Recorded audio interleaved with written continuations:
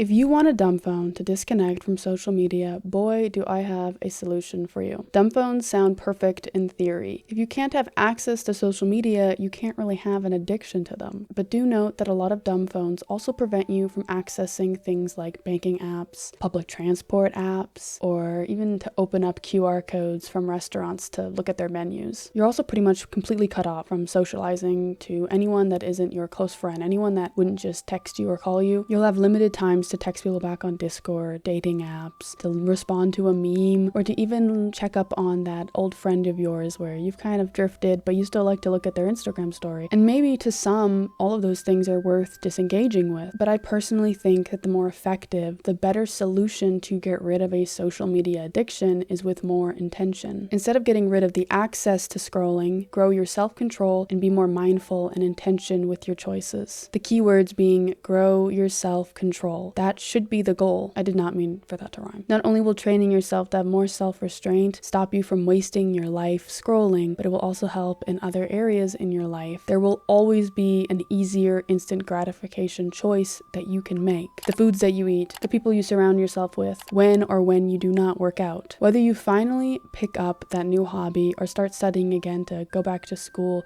or just put effort into who you are, there are an abundance of easy choices and difficult choices that will determine who we become. It's a lot easier to make hard decisions when you have zero distractions or when you have a dumb phone. But it's better for you if you can make yourself make these hard decisions despite what's in front of you. Like I said, it's harder without restrictions and you very well might fail multiple times. You might say, I'm going to stop scrolling, and then you pick up that phone again and again. But it's through failure that you can learn. Part of the problem is we are constantly trying to get rid of the cobwebs instead of cleaning out the spider. We aren't getting to the root of the problem. Why are you failing to stop scrolling? Is it a lack of trying? Is it stress that you've been ignoring and you're trying to distract yourself from? Is it a lack of stimuli? Are you just bored? Finding the root of the problem and figuring out how to manage that will get you so far in life. And it can even make you a more focused gamer. A lot of the problems you have can be solved with some time, some failure, some self-reflection, and effort. Decision paralysis, growing your backlog but never finishing it, playing genres you don't even like to seem cool, spending time and money on a multiplayer game when you aren't even having any fun, playing the newest release to stay up to date when all you really wanted to do was replay Ocarina of Time for the 74th time. Oh yeah, this video is about the 3DS.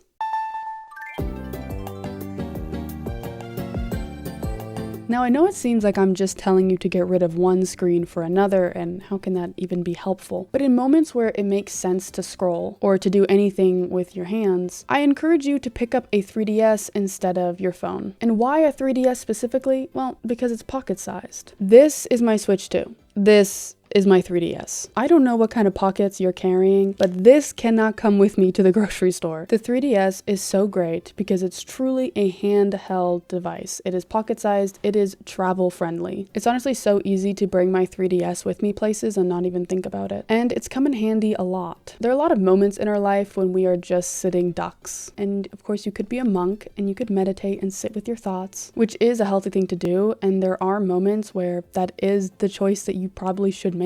Like if you're waiting in a line for 3 minutes, you just automatically pull out your phone. Phones are so fast that you can pull up an app, scroll a few times, or just stare at your settings app and then move on. And that isn't healthy. Like, those are moments where you should be a monk and you should just be alone with your thoughts. You know, you don't have to constantly be distracted and constantly be consuming something. But waiting 15 minutes at a restaurant alone, or while your partner is trying on some clothes, waiting for when it's time to leave, or just any moment that's like more than 5 minutes. Yeah, like I get it. When there's nothing to do and you're waiting, 15 minutes of your life, of course you don't want to just sit there and stare at a wall. You want to pull something out, be doing something. And I think that pulling out the 3DS is far more healthy for our brains than pulling out the phone. Also, if you ever drive passenger or you're ever not driving on a road trip, the 3DS is perfect to bring along. It's a lot of those types of moments where we naturally start to scroll because there is genuinely nothing to do. You ever see any old photos where it's a big crowd of people and they're all just reading a book? I think humans have always been searching for entertainment and comfort. It's not a new thing, and it's not necessarily unhealthy. Even though it is just replacing one screen with another, gaming is far better for our brains than scrolling will ever be. Next time you're on social media for more than like 30 minutes, try and remember everything you watched, everything that you liked and that you read. you're probably not going to be able to. It is crazy how fast our brains forget short form content. It's actually scary. Like, it genuinely freaks me out when I do this and I realize like those moments are lost. I do not contain them in my brain anymore. When I am doom scrolling, all of that time is forgotten.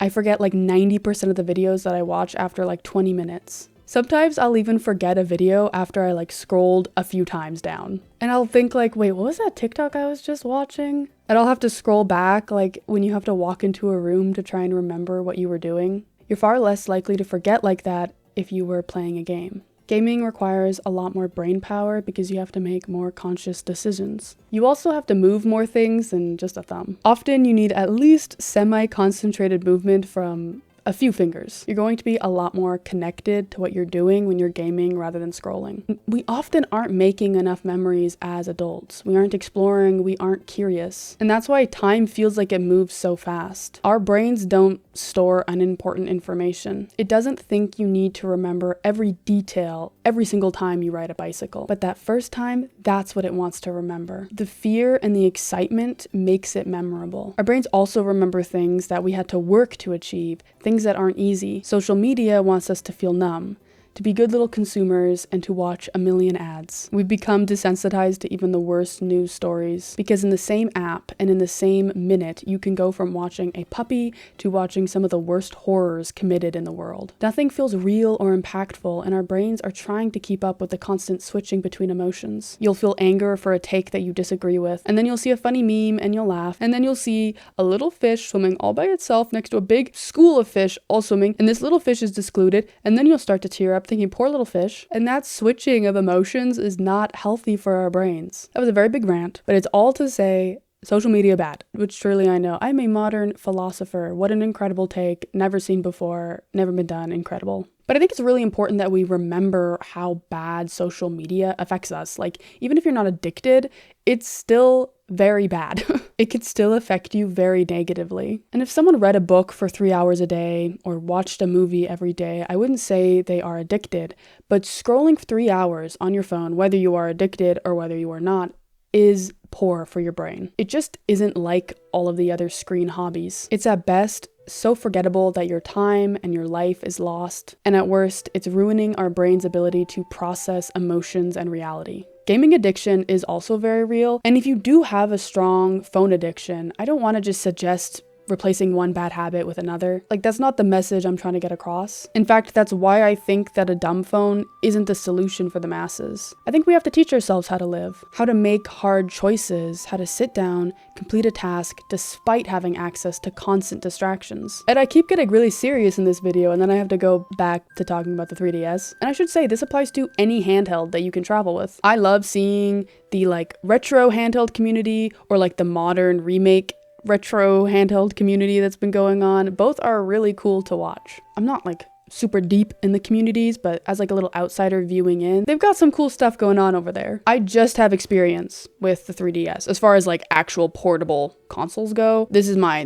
main experience. So that's kind of why I'm talking about it. And I do think it's a good solution for a lot of people. It's a great way to spend pocket-size amounts of time rather than doom scrolling. And I do believe gaming can be productive, especially with intention. I'd say reading is productive, and that's just a way to experience a story. I also would say doing Sudoku is productive. It's a way to test your brain with a puzzle. And it's pretty cool how video games can do both of those things even at the same time. Everything in moderation, of course. But I do think that it will always be better for us to game rather than to scroll. It's also kind of convenient that the 3DS is so slow. Like, I feel like in any other context, no one would ever say that. But in those moments where you only have like 2 minutes, you'll quickly realize like opening up the 3DS and like turning it on and then, you know, opening your game and then starting to play. Like, you don't have enough time to do that. Whereas on your phone, like, if you have 2 minutes, you're standing in line, of course you can scroll multiple times. So I think that it being a little bit slower is a good thing. And of course, video games in general require more effort than just like opening an app and clicking a button, you know? You'll quickly realize it's not even worth it to pull up your 3DS and you'll just sit in those moments of time. Instead of having the habit of picking up your phone in any moment of silence, you'll have the habit of thinking like, oh, could I grab my 3DS? You know what, there's probably not enough time. I'll just wait it out. Which in turn will mean that you'll actually have to sit with your own thoughts. It's just one of the ways that replacing those habits, you know, pulling out your phone versus pulling out the 3DS can be healthier, I think it does require you to be a little bit more intentional because there isn't as much instant gratification. The 3DS also has a surprisingly good battery.